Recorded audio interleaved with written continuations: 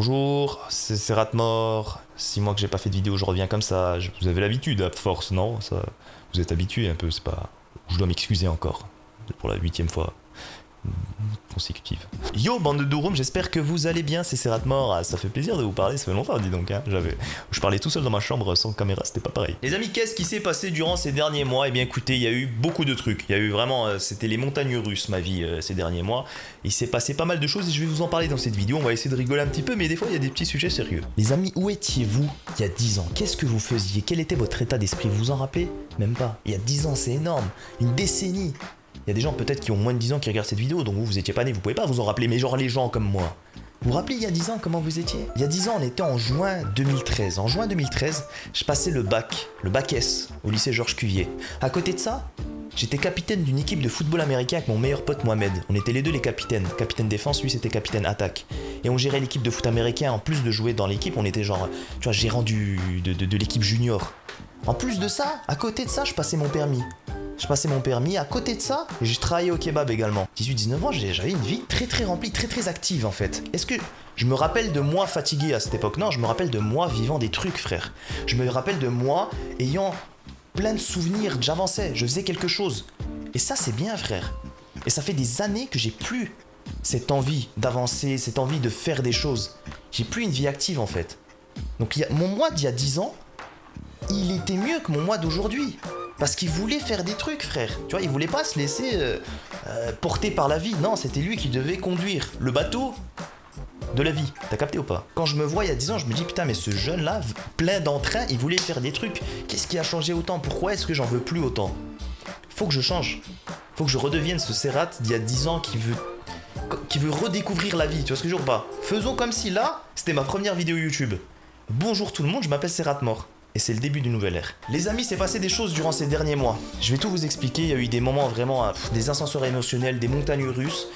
Et je pense que j'ai changé. C'est dur hein, d'avoir un élément déclencheur qui te fait changer, mais je pense que cette fois-ci, j'ai vraiment changé. Commençons par le début. Durant ces derniers mois, j'ai eu une période de ma vie un peu compliquée, où j'ai décidé d'arrêter YouTube.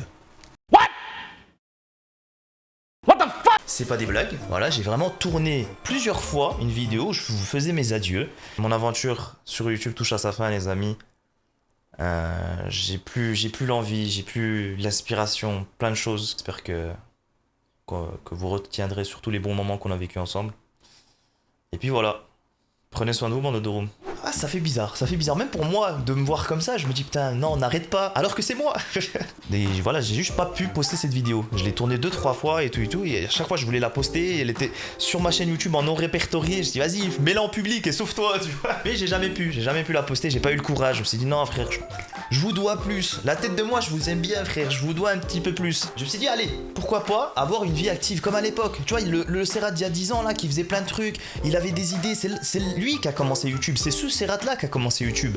Pourquoi il a commencé YouTube? Il avait plein de trucs à raconter frère, parce qu'il faisait plein de trucs. Donc peut-être qu'il faut que je fasse plus de trucs. Faut que j'arrête d'être juste youtubeur à la maison et de rien foutre toute la journée. Certes maintenant je vais un peu à la muscu et tout, mon rythme de vie est un peu plus actif, mais c'est pas assez tu vois. Peut-être qu'il faut que je trouve un taf. Du coup qu'est-ce que j'ai fait? Bah j'ai voulu trouver un travail. Donc trouver un travail, ça passe par trouver un travail. Et ça c'est pas facile. Et ça fait 10 ans je fais des vidéos sur YouTube. Il y a un trou sur mon CV, il est comme ça, c'est plus un trou, c'est un cratère frère. Les gens ils se disent ouais, il s'est passé quoi pendant 10 ans? Il est en prison quoi. Alors excusez-moi mais je vois dans votre CV là, il y a un petit problème. Votre dernier post il date du 30 juin 2013. Je comprends pas, vous avez fait quoi pendant 10 ans? Ne dites pas que vous étiez en prison quand même. Ah ça, non c'est parce qu'en fait ça fait 10 ans maintenant que je fais des vidéos sur YouTube et que je vis de ça. Donc je suis un youtubeur en fait. Youtubeur, ok. Ouais bon, j'aurais préféré la prison pour être honnête. Hein. Non mais parce qu'au moins pendant 10 ans de prison, qu'est-ce que vous faites? Vous regrettez. Hein. Et du coup vous avez envie de travailler. Alors que youtubeur c'est des branleurs. Donc ouais non. Ça m'intéresse pas votre CV de merde là, je vais vous demander de prendre la porte s'il vous plaît. Non, on cherche pas des branleurs ici. N'importe quoi. Alors où est-ce que j'en étais moi? Oh. Incroyable. Ça me rappelle que je dois monter mes jantes moi. Et que je dois démonter ma secrétaire aussi. On va commencer par le deuxième. Sophie! Ah mon CV n'était pas très épais hein. C'est un CV ou un poème japonais là, un haïku? Tu sais, les poèmes japonais en haïku, c'est genre des poèmes très courts en 4 vers. Et il y a un peu de culture aussi. Non, voilà, je me suis dit, bon, allez, on va trouver un travail. J'ai envoyé des CV, mais je voulais pas trouver un travail, genre. n'importe où, tu vois ce que je veux dire, pas quand même, je voulais un truc un peu stylé, donc du coup je me suis dit, vu que je suis juste à côté de la Suisse, autant travailler en tant que frontalier suisse. J'avais fait une vidéo sur la Suisse, je kiffe ce pays, tu vois. Du coup j'ai envoyé plein de CV en Suisse, donc du coup pour trouver un travail là-bas, tu sais, à Delémont, Porrentruy, Bienne, vraiment des villes qui sont juste à côté de chez moi, genre j'y vais en 20 minutes, tu vois. Sauf que, bah, vu mon CV, c'était que des réponses négatives, et je les comprends, même moi je me serais pas engagé, tu vois. Bien, maintenant que j'ai lu votre CV, je vais vous poser une petite question, monsieur Mort. Quel est votre plus gros défaut? Mon plus grand défaut, je pense, c'est... Je suis trop honnête. Bon, écoutez, je pense pas que l'honnêteté soit un défaut. Ouais, mais moi, j'en ai rien à foutre de ce que tu penses, en fait. Je te dis que je suis trop honnête, je suis trop honnête. Avec ta vieille coupe de cheveux, on dirait que tu t'es brossé avec un balai à chiottes. Et puis tes lunettes, on dirait que tu les as achetées sur AliExpress. En plus, j'ai des idées de fou pour ton entreprise de merde, là, qui va bientôt faire faillite si tu m'engages pas. C'est un gars comme moi qu'il te faut, qui te dit la vérité. Ton produit, c'est de la merde, mais moi, je vais rattraper le truc.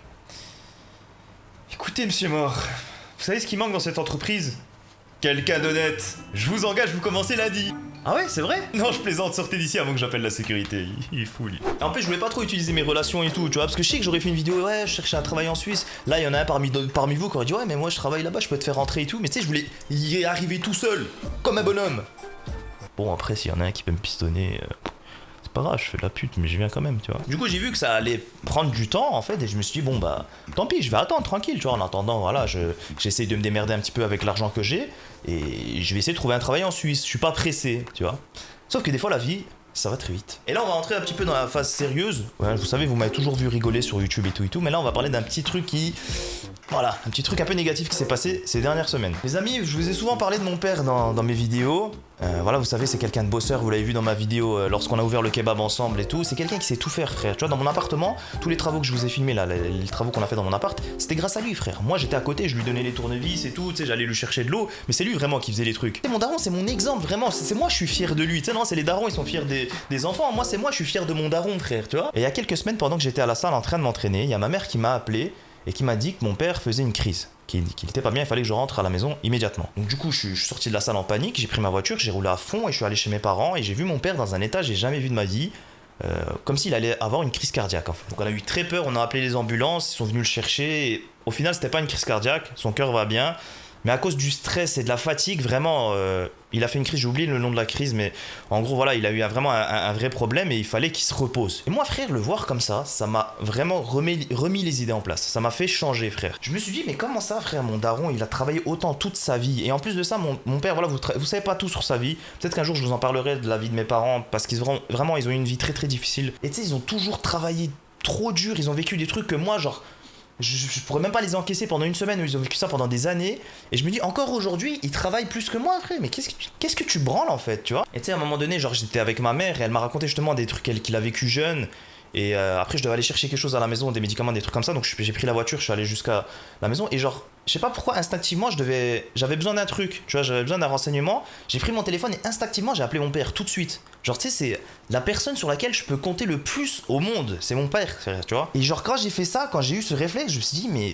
Tu sais, genre, qu'est-ce que je veux... Genre, vraiment, j'ai pensé à une seconde, qu'est-ce que je pourrais faire sans lui? Genre, ça m'a mis mal de fou, frère. Là, je vous en parle, c'est des moments difficiles. Mais voilà, faut que je vous en parle. Il faut que vous vous rendiez compte que la vie, ça peut aller très vite. Aujourd'hui, mon père, il va bien. Voilà, là, il est en bonne santé, alhamdoulilah, tu vois. Mais ça peut aller très vite, frère. Ça m'a vraiment fait peur. Donc, du coup, j'ai décidé de me reprendre en main. Je me suis dit, frère, là, tu vas avoir 29 ans le 23 juin, donc c'est dans 20 jours. Tu vas avoir 29 ans. T'as bien vécu quand même, c'est bien YouTube et tout, t'as fait des vidéos, tu vois ce que je veux dire, t'as vécu une vie un peu paisible pendant des années. Ça suffit maintenant. Boss frère. Aujourd'hui c'est vrai que ça aurait pu être cool de travailler en Suisse par exemple, mais je me dis il y a une affaire que j'ai fait avec mon père. Une affaire qu'on a fait ensemble, c'est le Miams, c'est notre restaurant. Et moi finalement, ce restaurant, certes, je vous en ai parlé sur YouTube et tout, mais j'ai jamais travaillé là-bas en fait. Tu vois, ça les gens ne le savent pas, mais le restaurant là-bas, ça a vraiment été juste pour ma famille. Ça a été mes parents et tout qui ont gagné de l'argent grâce à ça. Et plus tard, donc il y a à peu près un an, c'est ma sœur avec son mari qui l'ont repris. Donc là, ça fait un an que c'est ma sœur et son mari qui travaillent là-bas du coup. Donc mon beau-frère et ma sœur qui travaillent là-bas et qui gèrent ça bien, tu vois. Ma sœur, elle a pas à avoir honte. Elle a fait ce qu'il fallait dans sa vie, tu vois. Moi, j'ai honte un peu, tu vois. Je me dis, mes frères... Tu sais pas travailler, tu vois, genre vraiment, genre c'est rare, d'accord, youtubeur c'est bien, tu sais faire des vidéos, c'est pas tout le monde qui peut faire ça, qui a de l'inspi, qui a du truc, mais j'ai envie de savoir travailler aussi frère, tu vois. Je peux faire les deux, moi c'est juste ça, j'ai envie de prouver aux gens que je peux travailler, avoir une vie bien active, être en bonne santé physiquement, aller à la salle, et en plus de ça faire des vidéos. Si j'arrive à faire ça frère, je peux ne plus avoir honte, tu vois, je peux dire à mon père, ça va, t'es fier de moi un peu? Donc du coup, ça fait 2 semaines déjà que je suis au Miams et que je travaille là-bas et que j'essaye de tout apprendre vraiment. C'est difficile, certes, et c'est un rythme de vie qui change, mais malgré ça, j'arrive à continuer à aller à la salle 5 fois par semaine, je fais attention à ce que je mange et du coup, bah, j'ai des jours aussi de repos où je peux faire des vidéos. Donc là, vraiment, je me sens bien, tu vois ce que je veux dire. Donc là, c'est pour ça que ma vie a changé aujourd'hui, c'est que j'ai une vie qui va être plus active. Et je vais pouvoir faire plus de vidéos aussi parce que j'ai plus d'idées en fait. Donc tout ça, c'est arrivé à cause de cet élément déclencheur, donc qui est la santé du daron, frère. Tu vois ce que je veux dire. On parle le daron, la daronne, il faut faire tout pour eux. Et moi, frère, je peux pas être assis à la maison en train de jouer à League of Legends pendant qu'eux, ils sont en train de charbonner, frère. C'est bon, maintenant c'est à moi de charbonner. Donc du coup, ça fait 2 semaines que je travaille au Miams. Donc pour l'instant, j'apprends les choses et c'est ma soeur qui me dit, ma petite soeur qui m'apprend le travail. Donc c'est ma patronne, donc c'est un peu bizarre. Mais ça, tu fais quoi là? Les frites, elles sont trop cuites. Ah mais moi j'aime bien quand elles sont bien cuites comme ça, tu vois, non? Ça Mais croustillant et n'importe tout. quoi, fais comme je t'ai appris. C'est pas pour toi, c'est pour les clients, wesh. Ah, comment tu me parles? C'est moi ton grand frère, hein? Je suis le AB, donc respecte-moi. Et c'est qui a acheté le resto? C'est toi. C'est qui la patronne? C'est toi. Et toi, t'es quoi? Un employé? Et si je te vire? Tu deviens quoi? Chômage. Donc écoute un peu ce que je te dis, ok? Je vais écrire pas trop vite. Mais un jour je vais le racheter le restaurant, tu verras. Tu arrêtes. Mais juste un jour Travaille. je travaille. Travaille. Mais bon, moi je suis motivé en vrai, et c'est cool comme travail, tu vois, genre, de tous les travails que j'aurais pu faire, travailler en usine, je sais pas, au chantier, machin, de tous les trucs que j'aurais pu faire, en vrai, être dans un restaurant, voir des clients tous les jours et tout, ça pète sa mère. Pourquoi? Parce que ça me donne des putains d'idées pour les vidéos, frère. Je vous jure, j'ai envie de faire une série au kebab maintenant, je me dis, mais il y a trop de trucs, je veux pas faire juste une vidéo, une série, frère. Une série, genre, un épisode par mois, j'appellerais ça Serrat Tomate Oignon, tu vois, et genre la vie de kebabier, la vie de chef kebabier, les clients chiants, les machins, les trucs, j'ai envie de faire ça. Si ça peut être une bonne idée, dites-moi dans les commentaires. Mais voilà, du coup, je voulais attendre un petit peu avant de faire cette vidéo. Je voulais voir si j'arrivais à tenir le rythme. Là, ça fait 2 semaines déjà. Ma soeur, mes parents, ils sont choqués, frère. Les premiers jours, quand ils m'ont vu arriver au travail, ils se sont dit, mais ouais, c'est trop bizarre, c'est Ratmore qui travaille. Alors déjà, attention, YouTube, c'est un vrai travail, d'accord? Ça dépend, d'accord? Il y a des youtubeurs, des influenceurs qui n'en branlent pas une, ils font pas leur montage. Eux, peut-être que oui, c'est pas vraiment des bosseurs. Mais il y a des youtubeurs comme moi qui font tout le travail tout seuls. Non seulement l'écriture, des scénarios, des machins, des trucs, les tournages, le montage, ensuite la mise en avant et tout. Tu vois ce que je veux dire? Pas la gestion des réseaux sociaux, tout ça, moi je fais tout seul, il y a personne qui gère ça, frère. Et ça, c'est un travail, d'accord? Et je le dis, YouTube, c'est très dur. T'as une pression, t'as un machin, t'as un truc, mais du coup, le fait d'avoir un travail à côté, ça m'enlève un peu ça. Tu sais, j'ai l'impression, j'ai mon travail, c'est le côté, tu sais, où tu touches l'argent, machin et tout pour pouvoir vivre. Et à côté, YouTube, du coup, ça redevient une passion. Et c'est ça qui est cool. Et c'est ça qu'il me fallait, en fait. En plus de ça, voilà, j'en parle pas souvent, mais c'est vrai que YouTube, c'est beaucoup lié aux vues. Tu sais, les gens, ils sont là, il faut que tu fasses des vues, il faut que tu fasses des likes, faut que, tu sais, faire du buzz tout le temps et tout. Et moi, je déteste ça, tu vois. Genre, vraiment, si je pouvais avoir une garantie de juste 50 000 vues par vidéo, mais toute ma vie, rien de plus, rien de moins, ça me suffit, frère.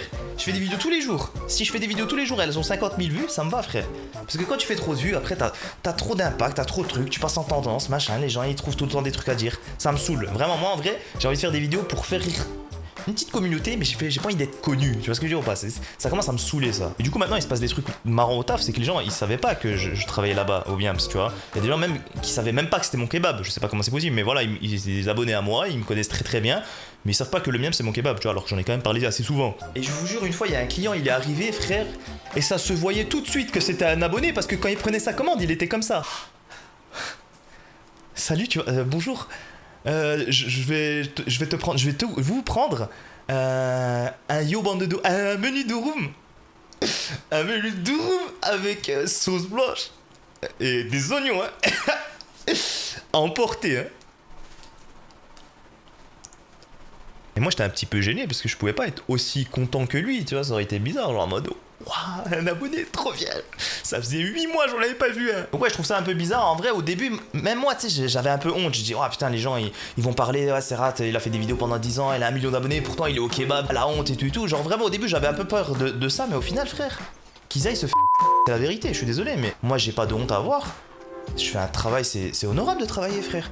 Sans ce genre de travail, sans les restaurateurs, sans même les éboueurs, sans les gens à l'usine et tout, mais le pays tourne pas, frère. C'est ça les vrais travails. Enlève tous les youtubeurs de cette planète, enlève tous les youtubeurs de la France.